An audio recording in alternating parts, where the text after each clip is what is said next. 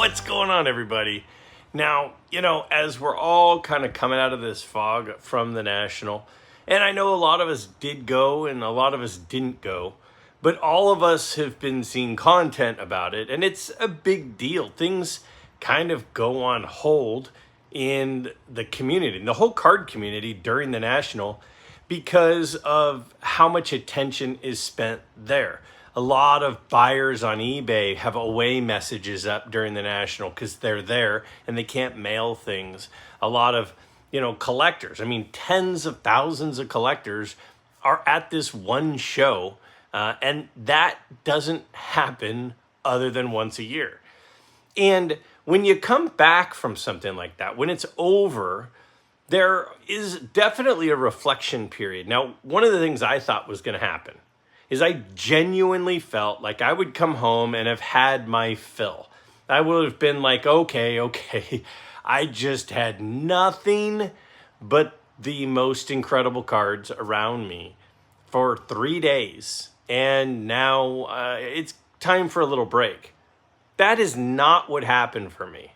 I came home as energized, as pumped up, as excited as ever before. When you're in a room and you see that much amazing stuff, it makes, at least me, more excited about the potential in the future of my own collection. So I wanted to go through two things today. Now, the first thing I wanted to talk about was a lot of people leading up to the National asked me, Greg, what are your targets? Now, I talked a little bit about my targets in the videos from the National. You guys know I was targeting the 54 Topps Ernie Banks. That's a card I've been targeting for a long time. You knew I was probably targeting the 48 Bowman Yogi Berra. That's a card I've wanted for a long time. I talked about how one of the cards I was targeting was the T206 Walter Johnson, the action shot with his hands at chest with the blue background, the one that I got. That's not a surprise because I talked about it. Now, when people were asking me, Greg, what are you targeting? What are you targeting? It's not that I was avoiding the question.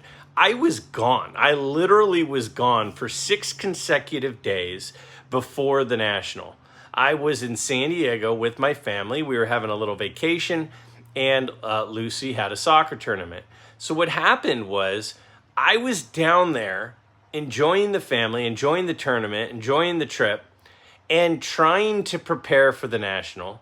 And then the few days ahead of that, I was trying to finish up some videos so that I could keep content coming and keep videos posting. So for about the 2 weeks before the National, I was super slammed, which it's good. It's a good thing.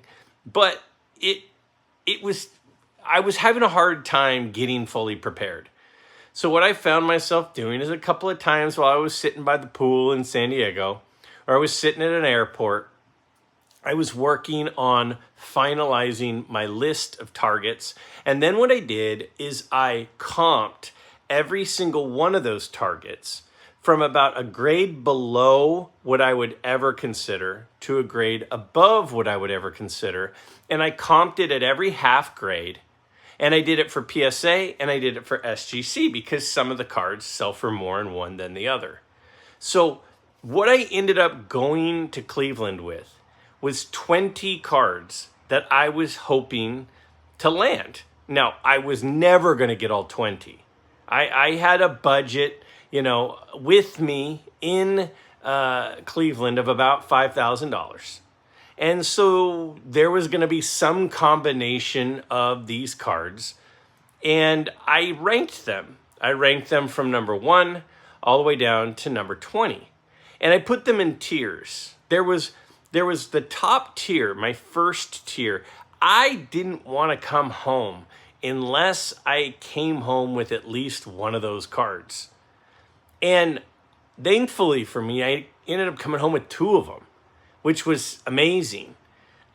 So then I had a second tier, and the second tier were not necessarily smaller cards. They were just cards that I wanted, but I didn't want as much. And then I had a third tier, and the third tier were a little bit less expensive cards, so that if I landed a card on the first or second tier and I had some more money. I had some targets that I could go with and some comps. So for example, the Walter Johnson card that I looked at and that I bought, I comped it from a 1, 1.5, 2, 2.5, 3, 3.5 in PSA and SGC. And that worked out really, really well because as Wi-Fi was going in and out, as internet was going in and out in the building, it didn't affect me because my targets, I had all those comps. And I waited until the very last minute to do it so that I had the most recent comps. And some of those cards, the comps were tight and some of them were really wide and far apart. So I went in really prepared even if my phone went down. Now, as I was there, one of the things that I struggled with the most was that there were a lot of cards that weren't on my list that I was like, oh, wow, that's pretty cool. Maybe I should go for that. And I bought one of those cards. I bought an M101 Roger Peckinpah card, but it wasn't an expensive card. There were some expensive cards that weren't on my list. And I tried really hard. I really wanted to stay focused. I get out of focus. I get down trails and rabbit holes all the time. So what I wanted to really do was stick to the list as best I could. So now that we're back, now that my list was complete, I wanted to go through the 20 cards that I was targeting. Now, I would say that I'm still targeting the 18 that I haven't bought. These are cards that I'd really, really like to have. Now, that doesn't mean that they're cards that everyone should want or everyone would like to have, but they're the 18 remaining targets of cards that are really high on my want list. Will I get one of them over the next year? Will I get a few of them over the next year? Possibly. See, my taste continues to change so much, so fast, so dramatically that I don't know what's going to happen. But at that point in time, when I went off to Cleveland, these were the 20 cards that I really wanted to focus my efforts on. See, when you're in a show that's that big, that has everything, absolutely everything, it's really difficult to stay focused. So by actually making a physically written list with numbers, with grades, with ranges, it really helped me to stay focused. So genuinely what I did is the first day and a half, all I did was look at cards on my top tier. So I'm going to show you my list here in just a second. Now, the other thing that happens at shows is there's so much turnover of cards. People are selling a lot of cards before the show to free up funds for the show. People are selling cards at the show. I had a lot of friends who brought cards with them, sold them or traded them, and got new cards. The inventory turnover is constantly happening. And one of the things that you have to do is you can't go to a dealer once and say, oh, I checked his table, didn't have what I wanted. You have to go back because their inventory is changing so fast. The Ernie Banks card, the Ernie Banks rookie card that I bought from Ash, that card he had for like an hour before I came up to his table and he showed it to me. If I had come 2 hours earlier, he wouldn't have had that card yet. You have to check in daily to the dealers who carry the inventory of the stuff that you're most after. And so the other thing I wanted to do is I wanted to show you some of the new inventory that my buddy Ash picked up at the show. See, you know, after the events that took place in Dallas, I think a lot of people were thinking that Ash's inventory would be way down and he wouldn't have some great stuff. That could not be further from the truth. He still had some of the most incredible inventory at the show. Now, that just goes to show you the depth of his inventory. And it also goes to show how much he's constantly buying. He's constantly adding new inventory. So the first thing I'm going to do is I'm going to show you the 20 cards that I targeted at the Cleveland National this year. And the two I got, 18 I still want.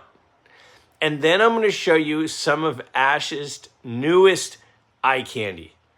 Ash picked up some massive stuff. Never hesitate to reach out to him. Greg, do you get paid? I had people say that. Greg, it's almost like you're doing an advertisement for Ash. That is not the case. I am sharing some of Ash's inventory because it's insane. And if I can help connect a collector with a card that they've been searching for through this channel, that is a win for me all day. I love to be a matchmaker. So Ash's stuff that he picked up is absolutely off the charts. If you're interested in any of it, don't hesitate to reach out to him.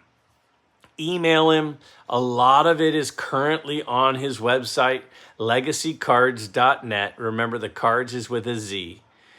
Check out his website. He's always doing breaks. He's always getting new stuff. He's super active in a bunch of different Facebook groups. But I wanted to show you some of his massive additions to his inventory. And if you end up buying one of his cards, let me know. I would love to be able to say that I helped connect you with a card. That would warm my heart. Let's check out my targets, and then let's check out some of Ash's newest eye candy. Check it out. So what have been my targets? Well, heading in to the National, I listed my top 20 cards that I was after, and I comped them in a variety of grades. The number one target, and these are in order, the number one target for me was the T206 Ty Cobb portrait with the red background. Loved the card. Had a big budget, so it's one of the few times I'd be able to actually afford it. You can see here in a 2, it goes for around $4,000. In a 2.5, around $5,000 to $5,200.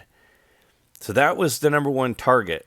When I didn't find one of those, I looked at my number 2 target, which was the T206 Cy Young portrait. I thought it would be cool to get a Cy Young T206 card in Cleveland, and I really like this card, and a 2 of it goes for around $2,700, and a 2.5 around $3,300 or so. I saw a few of these in the room, just like I did the Ty Cobb, but I didn't see one that quite worked for what I want, for what I could afford. So next went to the T206 Walter Johnson Hands at Chest card. Now he has a portrait card as well, but I prefer this one.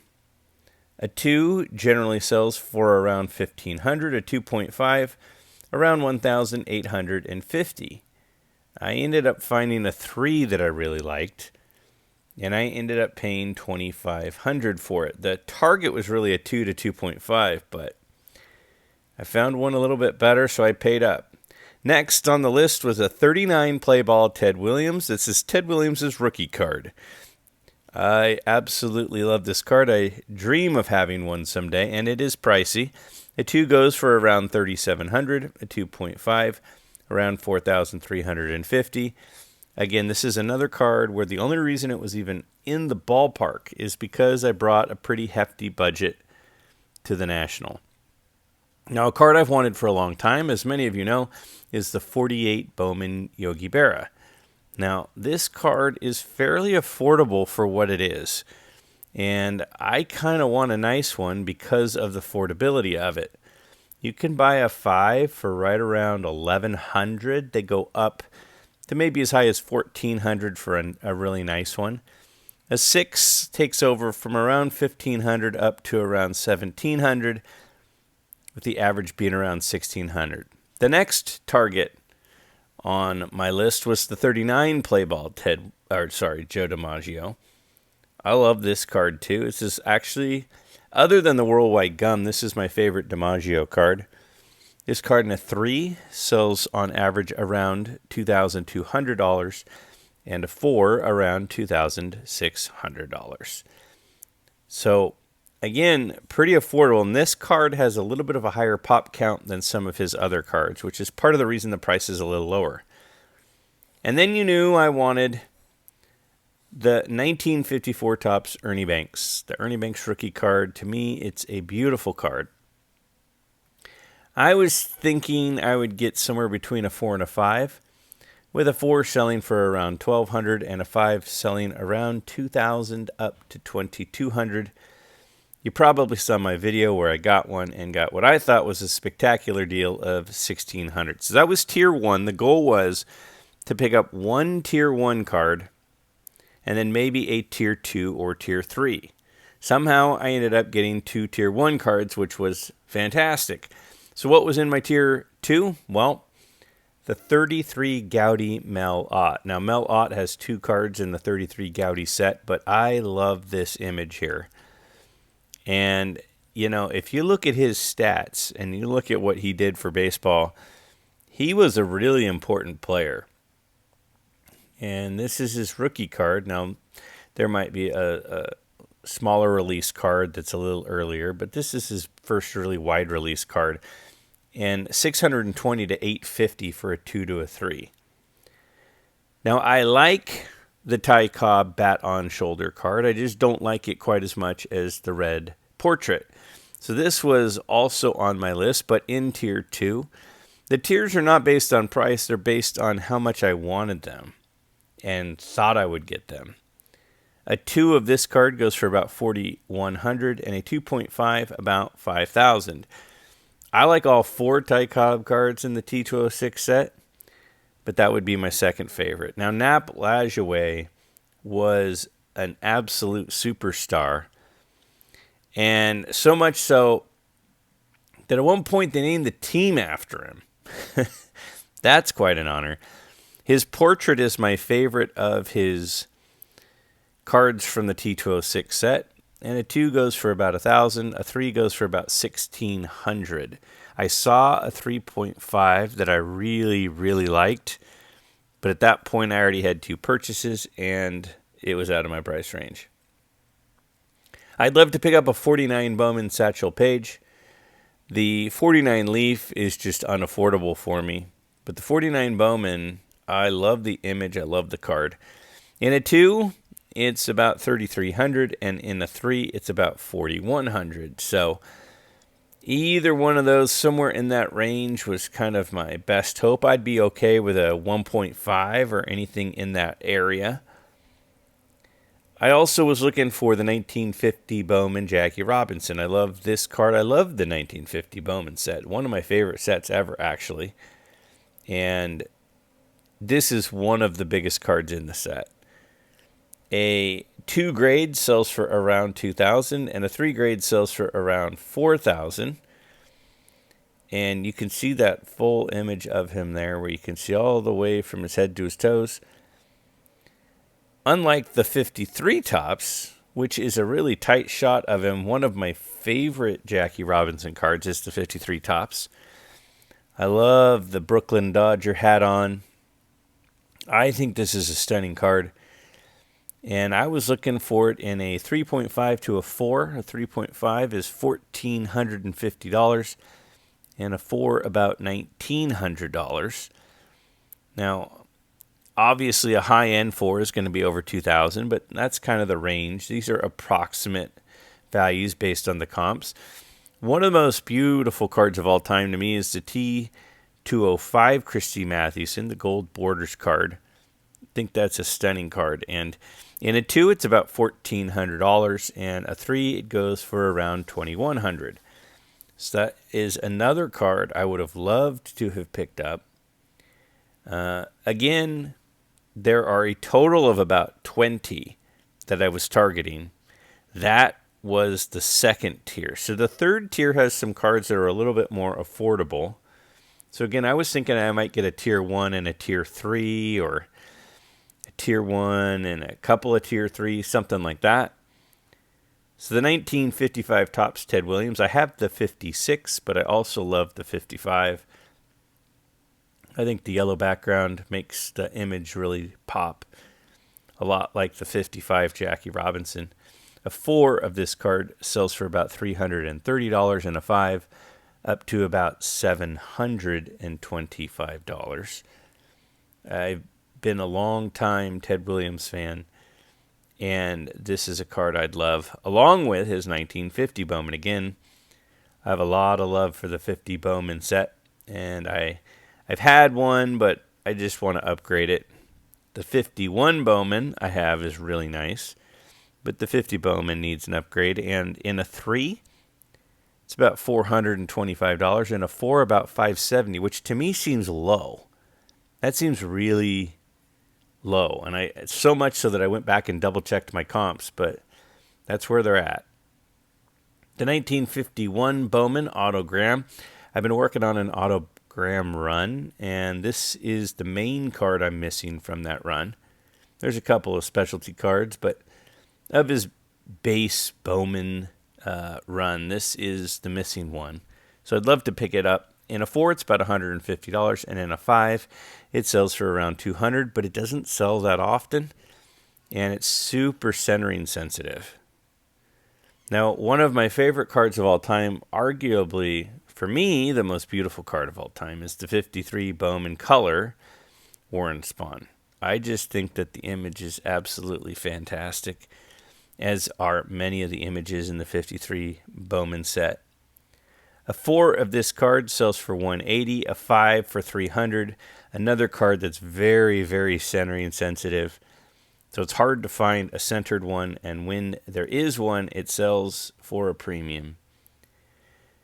Now, one of the cards I'm missing for my Sammy Baugh run is the 1951 Bowman Sammy Baugh. I have the 52 small, and I have the 1950.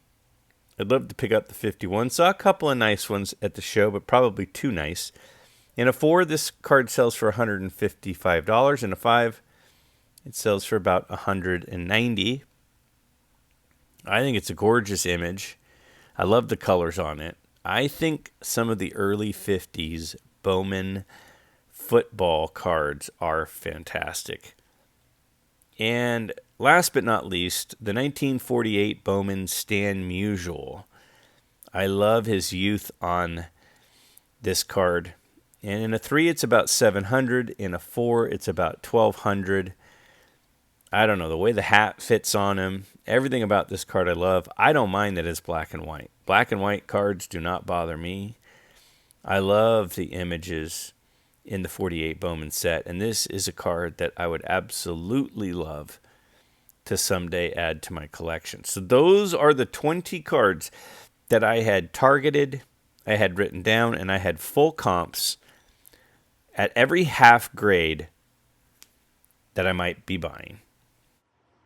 Okay, so those were my targets. And then my book that I referenced, I just got like a little book, and I just inserted a little spreadsheet. And in there, I just wrote all the cards and then what the comp is at each half grade. And then what that allowed me to do is not rely on the Wi-Fi. And it came in handy because I had the last 4 comps pulled up right there on the spot. At each half grade, so I could say, oh, well, this looks like a high-end 2.5, so what's a 3 go for? That kind of thing. Again, a grade to me is just a range. It's just a suggestion. It's not the final answer. So that's why I wanted to have grades above and below what I would consider, just to give me the ballpark. So that was the target list. A lot of those I still want. A lot of those I'm going to have to save up for a while to be back in the stratosphere that I currently am in.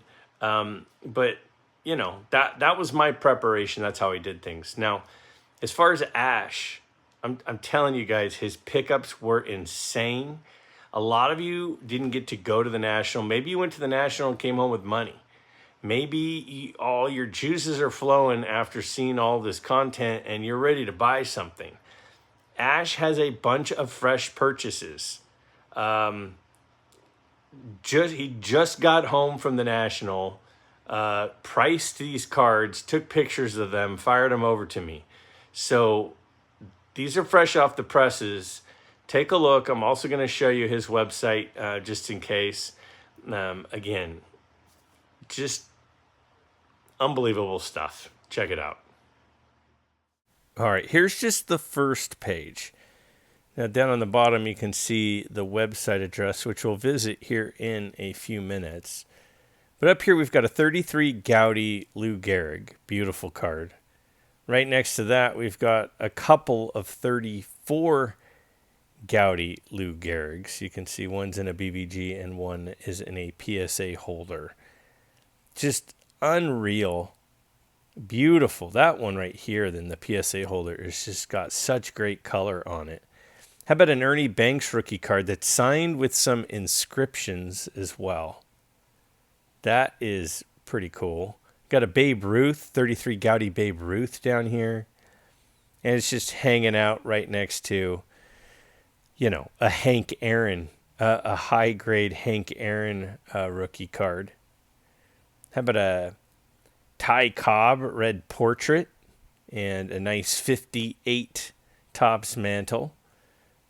It's just a little off center, but it's a sharp card. We got a really nice Clemente over here and a 33 Gaudy Mel Ott. This is the first page. There are several pictures that are unreal.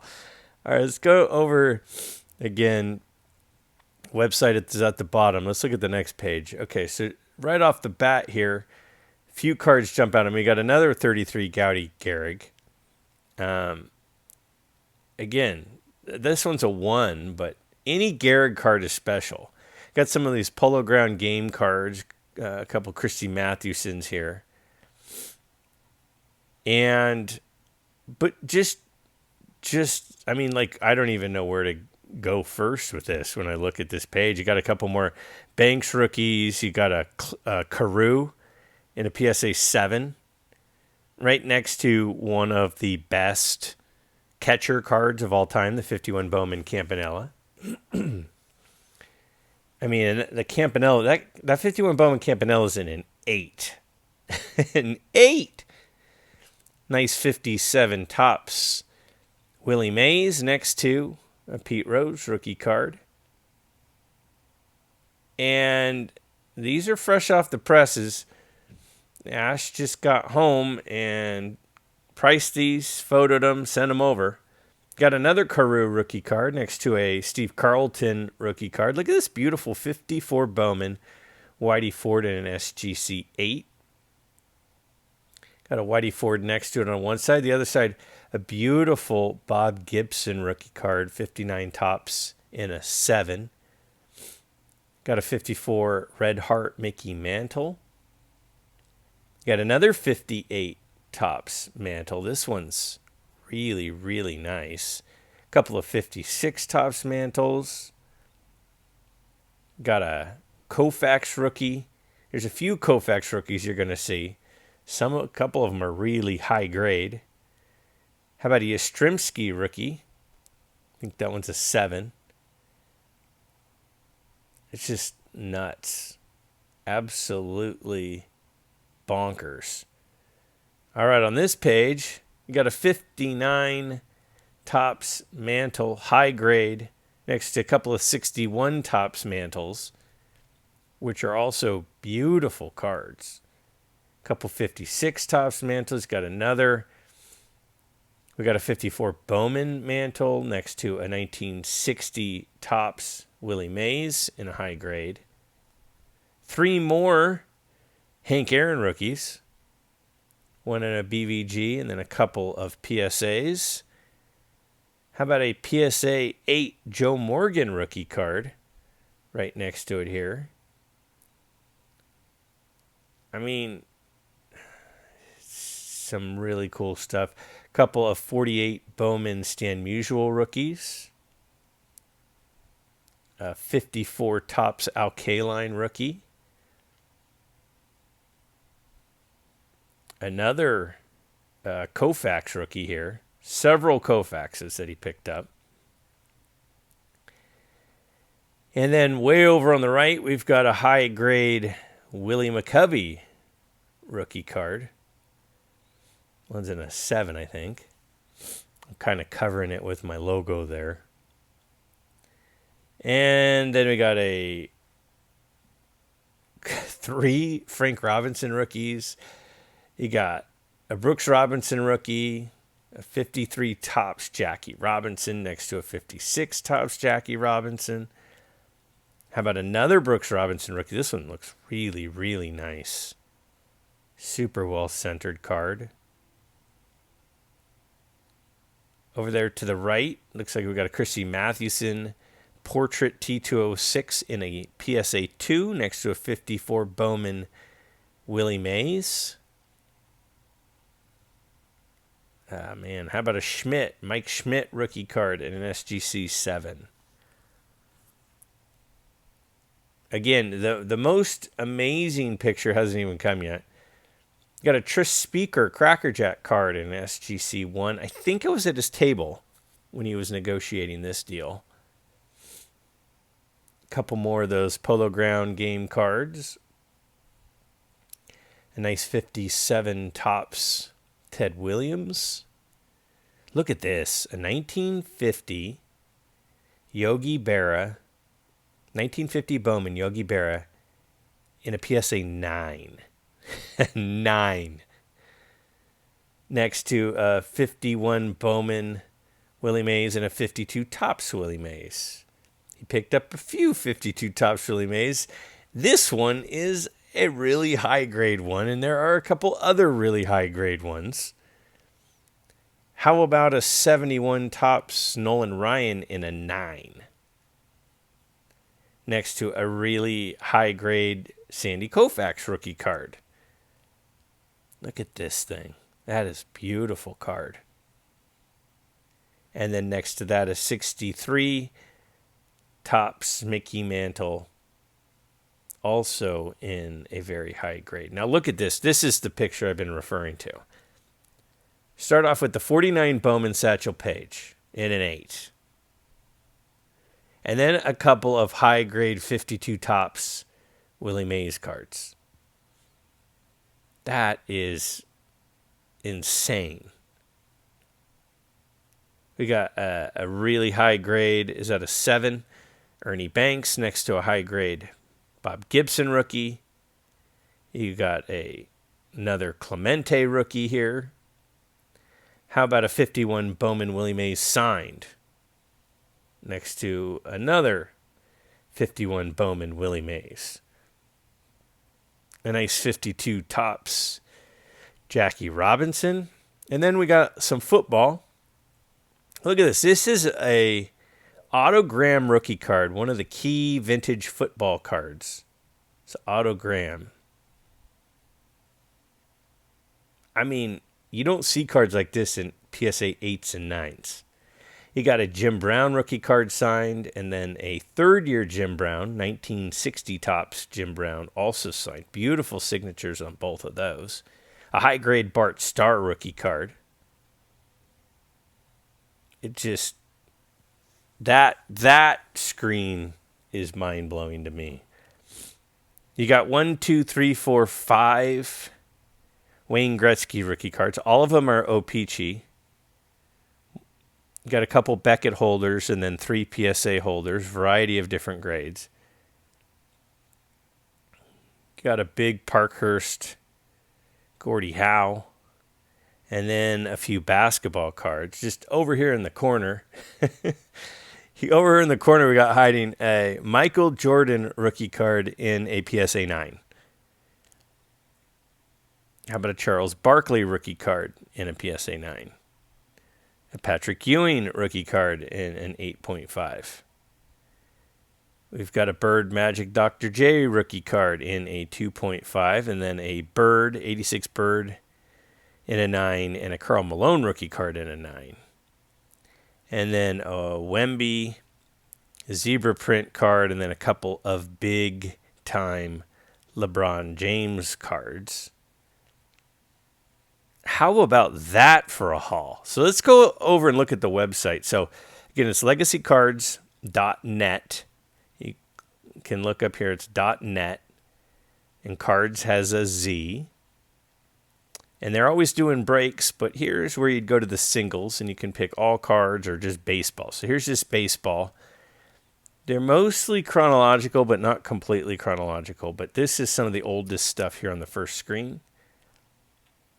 And then if you click on one of the cards, it gives you more information with the option to buy it. If you click on it here, you can get a really good look at it. So you can zoom in pretty darn good and get a good look at the card before you buy. So head over to the website. Again, they're on Facebook as well.